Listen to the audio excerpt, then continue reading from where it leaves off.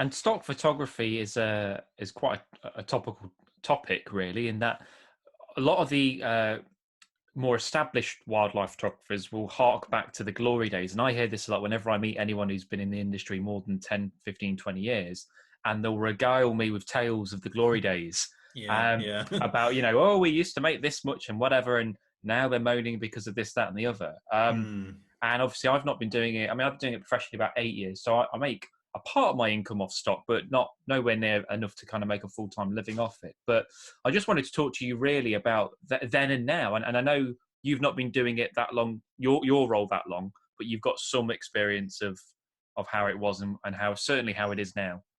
I can't relate to the sort of glory days, but a lot of our photographers talk of them, and I sympathise or empathise, whatever the right word is, with them about how it used to be a lot more lucrative back in the day to earn money through stock photography. And I'm guessing it's a combination of the fact that there was less people taking photos. So those that were taking photos, had a better share of the kind of the profits and the money that was floating around. And obviously they had the skills. There was, you had to be a lot more skillful probably back in those days, to take wildlife photos. There was really lots of skill involved with, back before digital came along. And so, yeah, and I think there was less online use as well, maybe. So an image was valued maybe a lot more when it was being printed.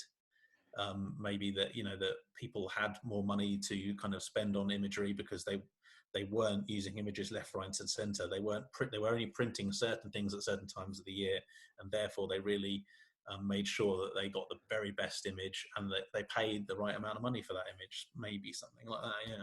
So really, it's a combination of factors. The decline, if you want to call it a decline, in stock photography sales, in that it's basically the market is somewhat flooded in that there are way more people taking pictures and people taking good pictures as well out Yeah. there. But also there's the online thing where they're going all over the place in that respect. So it's it's a tricky one, isn't it? Really, and It's really tricky. Yeah. And it's not saying there's not skill in it now. Now we're in a digital age.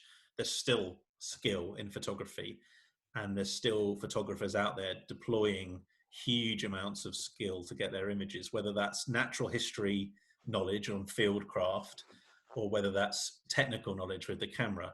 There's still a lot of skill. But yeah, there's a hell of a lot more photos just floating around.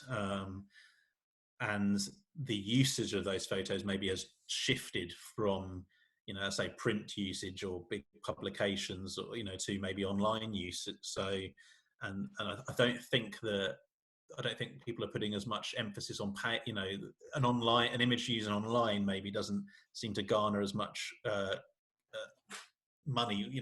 Doesn't have the same sort of value as an image that was being printed.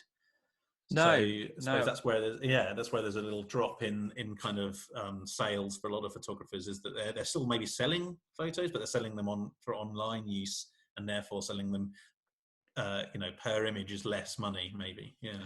Yeah, well, I've heard all kinds of stories, and it's hard to know how much is real and how much is bullshit. But I mean, a lot of it is where some of them are making, 10, 20 grand or whatever, sometimes a month. I mean, it depends who you believe and whatever. But I definitely think they were making a lot more money back then. But I guess now it's a case of, Pandora's box is opened, and you can sit and moan about it if you want to, that stock doesn't make any money, or you can get with the times in a way. And I think it is a case where photographers have got to be a little bit more versatile and adaptable. And if you're banking on stock to make up the majority of your income, chances are it's not, but it can certainly make up part of your income, and it can be part of what you do. I agree with that, definitely. And the tricky thing now probably would be that there's a lot of stock libraries that are either have closed down, so there's maybe less libraries to even channel your work towards, and the ones that are existing still are maybe becoming more fussy about who they take on, or it's harder to get into a stock library these days.